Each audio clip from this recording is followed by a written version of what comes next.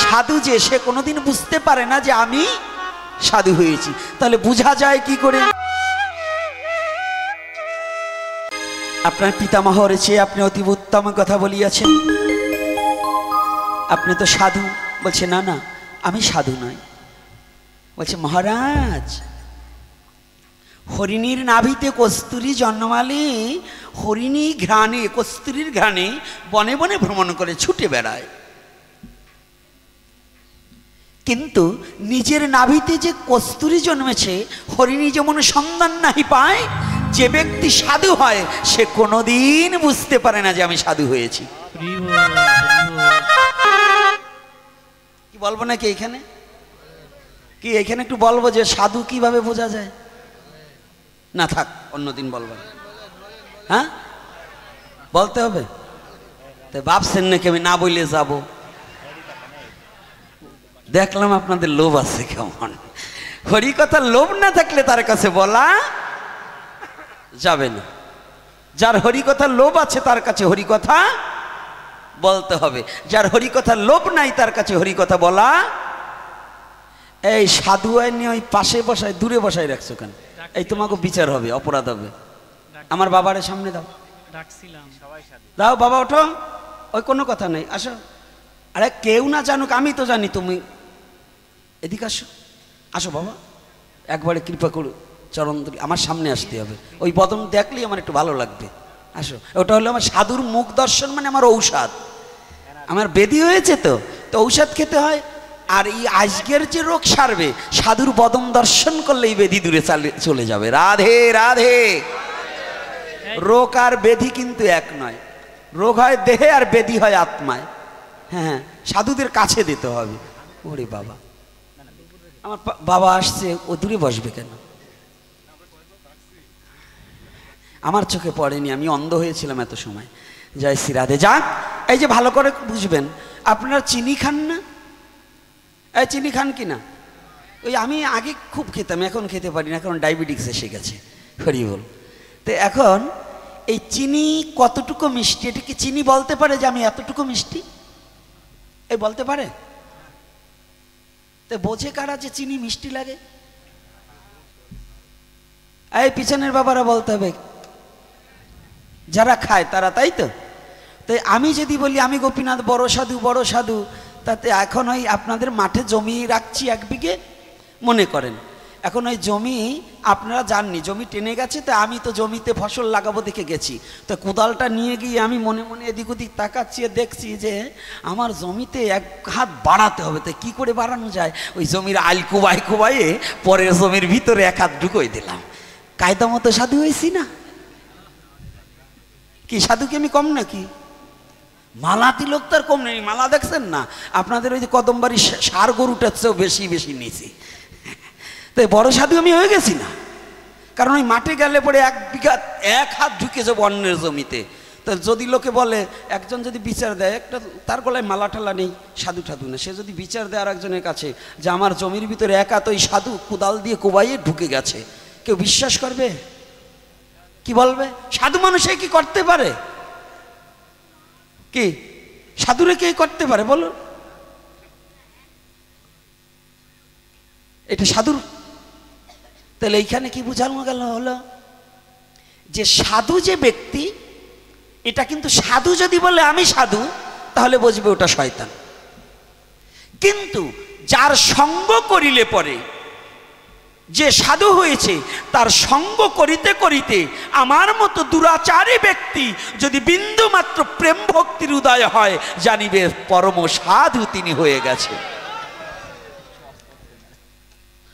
এজন্য কি বলছে? হ্যাঁ, এজন্য কি বলছে? হ্যাঁ, ভজরে আনন্দের গৌরাঙ্গ, কররে মন সাধু সঙ্গ, ভজরে আনন্দের গৌরাঙ্গ। যদি তরিতে বাসনা থাকে, যদি তরিতে বাসনা থাকে, কররে মন সাধু সঙ্গ। কথাটা বোঝা গেছে? তরিতে বাসনা থাকলে কররে মন সাধু সঙ্গ। সাধুর সঙ্গ। তাহলে সাধুর সঙ্গ কি? এখানে বললেন কি, সাধুর গুণ যায় না বলা, শুদ্ধ চিত্ত অন্তরে খোলা, সাধুর গুণ যায় না বলা।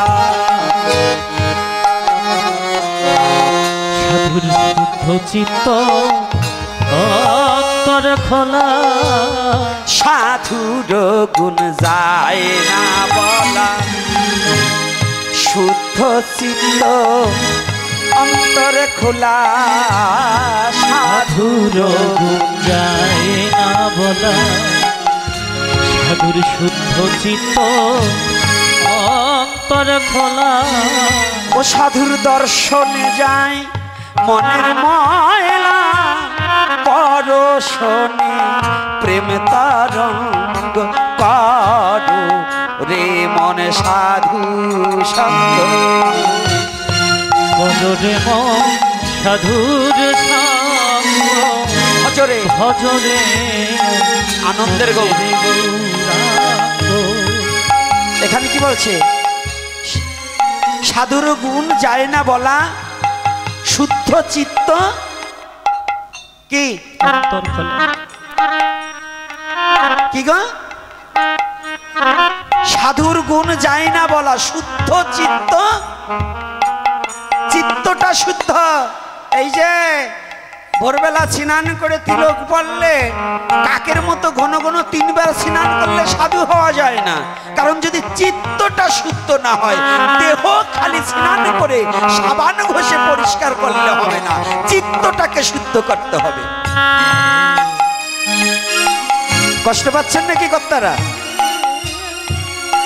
ভাগবত সাক্ষ্য দিছে, আমি বলছি না। সাধু কখন, কেমন সাধু, তার গুণ বর্ণনা করছেন সাইজি লালন, যে সাধুর চরিত্র কেমন হওয়া কর্তব্য। সাধুর গুণ যায় না বলা, শুদ্ধ চিত্ত অন্তর খোলা। সাধুর দর্শনে যায় মনের ময়লা, পরশনে হয় প্রেম তরঙ্গ। কোন প্রেম? সাধু পরশনে কিসের কোন প্রেম হয়? কৃষ্ণ প্রেম হয়। প্রেম হলে কি হয়? যার প্রেমে হৃদয়ে উদয় হয়ে যায়, তার ভাব কেমন হয়? যেমন কলির যুগে শ্রীকৃষ্ণ চৈতন্য মহাপ্রভু আমার কৃষ্ণ প্রেমে ভাবিত হইয়া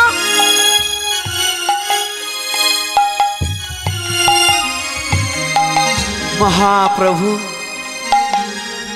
কৃষ্ণ প্রেমে ভাবিত হইয়া কি বললেন? ওখানে যাব, কথা আসলে তো মীমাংসা দিয়ে যেতে হয়, তাই না?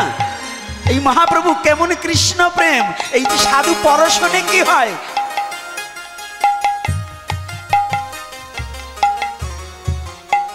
মহাপ্রভু কৃষ্ণ প্রেম হৃদয়ে জাগ্রত হয়ে গেল।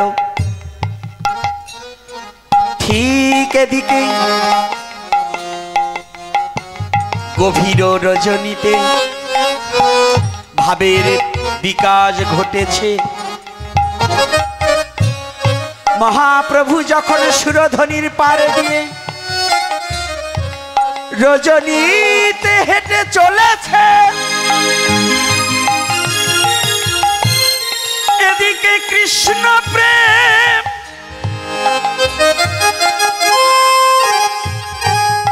উদয় হয়ে গিয়েছে। গগনে চাঁদ উদিত হয়ে গেছে।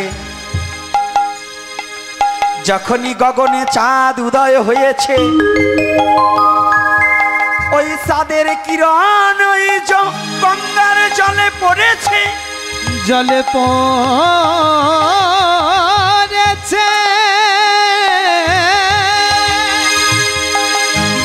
মহাপ্রভু হেঁটে যাচ্ছে সুরদেবী রাতে, গভীর রজনীতে। কৃষ্ণ প্রেম, প্রেম উদয় হয়েছে, নাম করিতে করিতে ছুটে চলেছে, আপনা ভুলে গেছে। মহাপ্রভু কে গো? সাক্ষাৎ কৃষ্ণ। আজ নিজে কৃষ্ণ হয়ে কৃষ্ণ নামে প্রেম যখন উদয় হয়েছে, আপনাকে আপনি ভুলে গিয়েছে। যখনই সুরধীনের পার দিয়ে হেঁটে চলেছে, অমনি সুরধনীর দিকে তাকিয়েছে।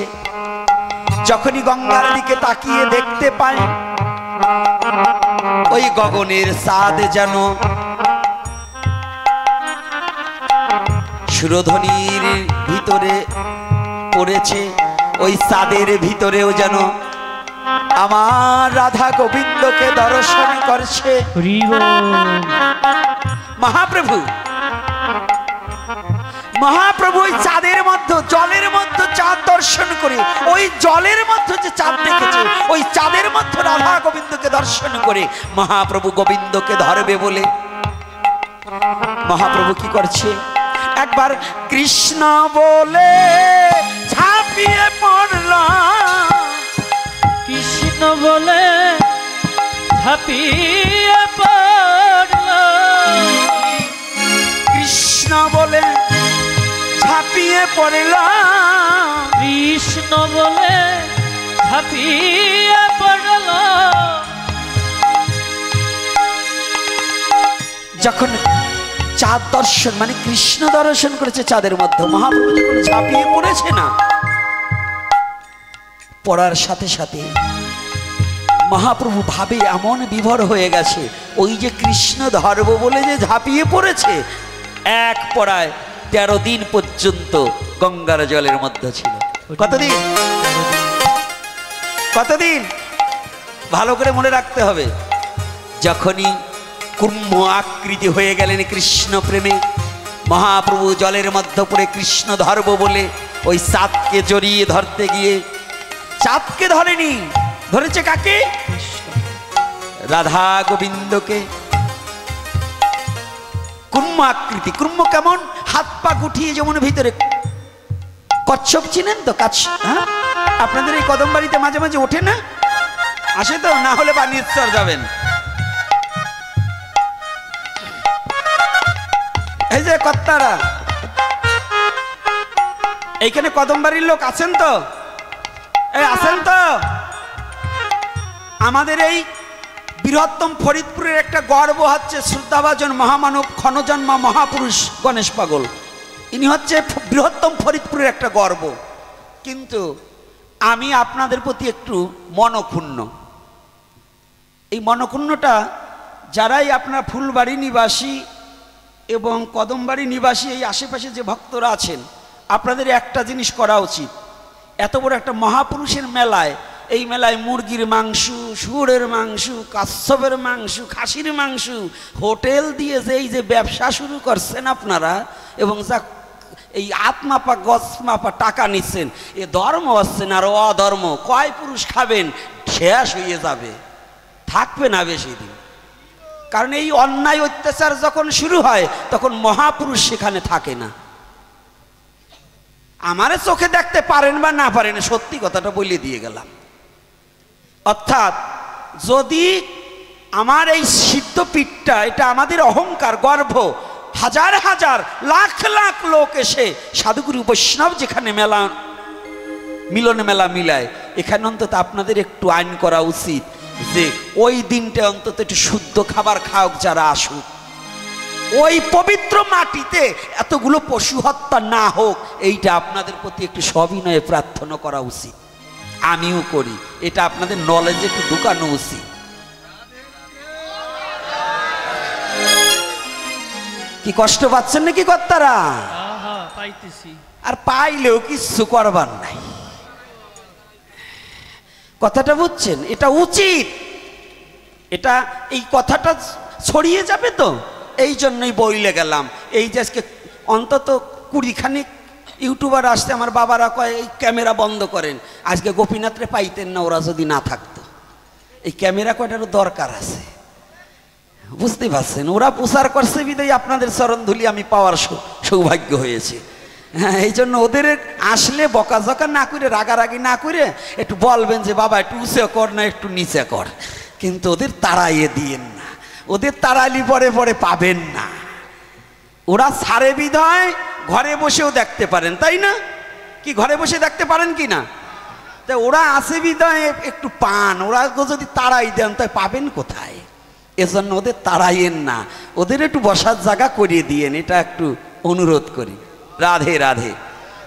এইবার দেখুন ইউটিউবার আবার মনে মনে ভাবতিছে কায়দা হয়েছে, তবে তোমাদেরও বলি তোমরা একটু কায়দা করিয়ে বসেও বাবা, যেন ভক্তদের কষ্ট হয় না। তো এইবার দেখুন, আরে মাঝে মাঝে খালি কৃষ্ণ কথা বললে হবে না, রসের কথা একটু বলতে হবে। এই জন্য কৃষ্ণ কথায় যা চাবি তাই পাবি, কৃষ্ণ কথায় আছে সবই, তুই যাহা চাবি তাহাই পাবি। কি নাই? আবাল বৃদ্ধ বনিতা যে যা চাবি তাই পাবি। এইবার কুর্ম আকৃতি হয়েছে, মানে কচ্ছপের আকৃতি। কচ্ছপ যেমন হাত পা গুটিয়ে ফেলে, ভগবান গৌরহরি কৃষ্ণকে ধর্ম বলে লম্ফ দিয়ে গঙ্গায় পড়ে কুর্ম আকৃতি হয়ে গেছে, একেবারে গোলাকার হয়ে গেছে। এই যে কৃষ্ণ প্রেম। আর আমরা তো সাধু হয়েছি, হরে কৃষ্ণ বলি, আবার আমার গার উপরে একজন আসলে পরে আবার কত্তাল দেও বাড়ি মারি। কি এরকম করি কিনা বলেন? আছে না? আবার একটু কেনুতে ঘাই মারি, ওরে সাধু রে।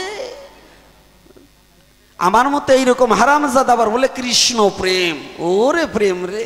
আবার দেখবেন আপনাকে এই যে নামের আসরে না কতগুলো বসে, সামনে এসে দেখবেন আইসে সবার পরে ও 50 জন লোকরে পা দিয়ে ডিঙাইতে ডিঙাইতে ও সামনে যেয়ে বসবে। এই সামনে যেয়ে 50 জনের ডিঙিয়ে সামনে বসবে, কীর্তন ধরার আগে ও একেবারে হুহুক করে পড়ে, মানে সাইলেন্টে টান দেওয়ার আগে ওর ভাব উঠে গেছে, সাইলেন্টে টান দেওয়ার আগে ওর ভাব উঠে গেছে। তাই দেখবেন তা কুলাকুলি করে কেমন, দেখবেন ওর পাশে যে কত লোক রয়েছে এই কটারে ধরবে না, ওর সাথে যার সাথে বাপ ওই 33 জন ডিঙে দিয়ে সেইটিরে জোড়াই ধরবে। কি করে না? তাই তোমার যদি এতই প্রেম ওঠে তাই পাশের ডারে চোখে দেখো নাই? এত ভাব উঠলে পাশের ডারে দেখো নাই? তো ভাব যদি ওঠে ও যে আমার শত্রু না মিত্র, এটা কি ভাবা যায়? এটা কি জ্ঞানে থাকে? এই কথা বলুন, থাকে নাকি? যার কৃষ্ণ প্রেম উদয় হয়, মহাশত্রু যদি সম্মুখে থাকে তাকে কৃষ্ণ জ্ঞানে জড়িয়ে ধরতে হবে, এটাই কৃষ্ণ প্রেম। এজন্য বলছে কি, জানো না রে ও ভ্রান্ত মন, কিসে কৃষ্ণ ভজন হবে। জানো না রে ও ভ্রান্ত মন, তুমি জানো না রে ও ভ্রান্ত মন, কিসে কৃষ্ণ ভজন হবে। জানো না রে ও ভ্রান্ত মন। ওরে যার সাথে নাই আদান প্রদান, যার সাথে নাই, তোমার যার সাথে নাই আদান প্রদান, তার পূজায় কি মন বসিবে। জানো না রে ও ভ্রান্ত মন, কিসে কৃষ্ণ ভজন হবে। জানো না রে ও ভ্রান্ত মন, কিসে কৃষ্ণ ভজন হবে। জানো না রে, জানো না রে ও ভ্রান্ত মন। যাহার বদন দেখা মাত্র মনে হয় তোর আনন্দ, তাহাকে জড়িয়ে ধরে বলো এই তো আমার গোবিন্দ, এই তো আমার গোবিন্দ। আর যাহার বদন দেখা মাত্র মনে হয় তোর আনন্দ, তাহাকে জড়িয়ে ধরে বলো এই তো আমার গোবিন্দ, এই তো আমার গোবিন্দ। যাহার বদন দেখা মাত্র মনে হয় তোর আনন্দ,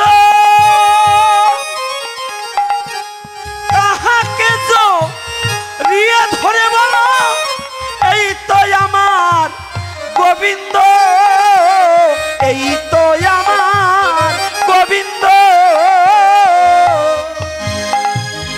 যাহার বদন দেখলে পরে মনে হয় তোর আনন্দ, মনে হয় তোর আনন্দ। তাহাকে জড়িয়ে ধরে এই তো আমার গোবিন্দ, এই তো আমার গোবিন্দ। ও তার প্রতি অঙ্গে মিলাও অঙ্গ হরিব কর সেই গোবিন্দের সঙ্গ। প্রতি অঙ্গে প্রতি অঙ্গ কর সেই ভক্তের সঙ্গ। প্রতি অঙ্গে দিয় অঙ্গ কর সেই গোবিন্দের সঙ্গ। এই অঙ্গ কর সেই ভক্ত সঙ্গ। উঠালিবে প্রেম তরঙ্গ, উঠালিবে প্রেম তরঙ্গ, তাপিত প্রাণ শীতল হবে। জানো না রে অভ্রান্ত কিসে কৃষ্ণ ভজন হবে। জানো না রে অভ্রান্ত যার সাথে নাই আদান প্রদান, যার সাথে নাই, যার সাথে নাই আদান প্রদান, তার পূজায় কি মনে বসিবে। জানো না রে ও ভ্রান্ত মন। কিসে কৃষ্ণ ভজন হবে। জানো না রে অভ্রান্ত কথাটা বোঝা গেছে কৃষ্ণ প্রেমের এই পথটা, রাধা বল্লভের এই পথটা। উনি একজন মহাজন, কত বড় কথাটা বলেছে। তোমার পাশে যেজন আছে, তোমার যদি কৃষ্ণ প্রেম উদয় হয়ে থাকে, তুমি তো নয়নে কৃষ্ণ ছাড়া আর কিছু দেখতে পাবে না। তাহলে তোমার শত্রুও নেই, মিত্রও নেই, সাধু। এই যে সাধুর স্বভাব, কৃষ্ণ প্রেমের ভাব, শত্রু পর্যন্ত মিত্র হয়ে যায় যদি কারো হৃদয়ে একবার কৃষ্ণ প্রেমের উদয় হয়। হরি বল হরি বল। যার হৃদয়ে মাঝে একবারে কৃষ্ণ প্রেম উদয় হয়ে যায়, এই বিশ্ব জগৎ তার কাছে আপন হয়ে যায়। আপন হয়ে যায়, তার আর কোনো পর থাকে না, সবাই আপন হয়ে যায়। কি বাবা, পর থাকে নাকি সাধু বাবা? আপন হয় না? তাহলে যারা কৃষ্ণ প্রেম যার হৃদয়ে জাগ্রত হয়, তার আবার হিংসা থাকে কোথায়? তো তুমি যদি কৃষ্ণ নামে নাম শ্রবণ করিতে করিতে যদি তোমার প্রেমের উৎপন্ন হয়, তোমার পাশে যদি একটা বালকও থাকে, সেই তোমার কাছে কৃষ্ণ, তাকে বক্ষে জড়িয়ে ধরো। এটাই কৃষ্ণ প্রেমের সূক্ষ্ম বিচার্য বিষয়।